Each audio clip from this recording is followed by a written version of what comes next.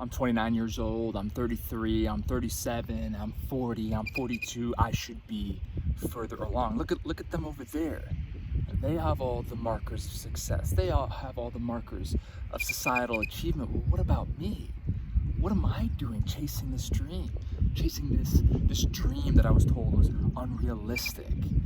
Have I made the wrong choice? Is it ever going to happen for me? Hey guys, it's Tommy, and I just wanted to tap into this because so often we live in a world of FOPO, fear of other people's opinions, but also when you choose to take the unconventional path, when you don't conform to society's standards, whatever that looks like, when you don't follow the traditional model of whether it's employment, whether it's career, whether it's the zigging and the zagging of your passions and your interests, whatever that may be, the ego has a tendency to compare.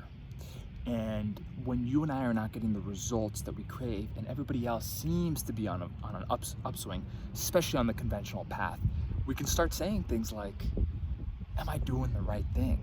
Why isn't it happening fast enough? Look at their results. Look at the things that they're doing. Look at the posts on social media that are so curated and beautiful, and they're exchanging vows and taking trips and have cushy salaries, and I'm over here pursuing art. I'm over here pursuing entrepreneurship. I'm over here pursuing a dream, an ember or a spark, and it's not happening fast enough.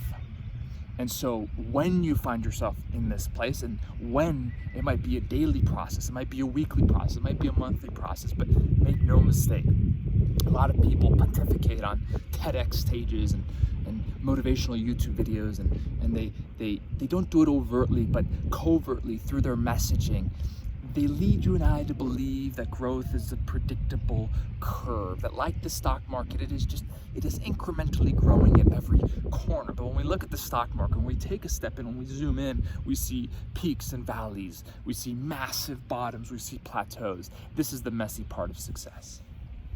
So when that comes along, when that voice inside of your head says, you know what, Sarah, Kevin, Tom, Steve, LaMichael, you're not seeing the results that you want to. Look at them. You're this age, and look at where you are. Maybe you should just give it up. So when you hear this, just take a moment and breathe.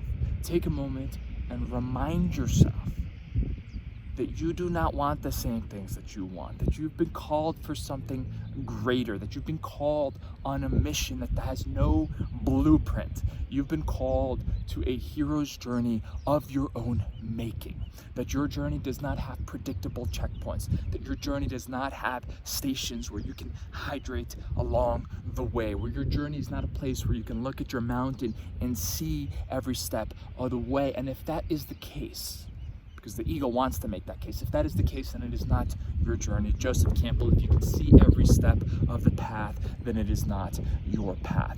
So I wanted to share this with you today because I hear this all the time, and I go through this as well, that look at what other people are doing.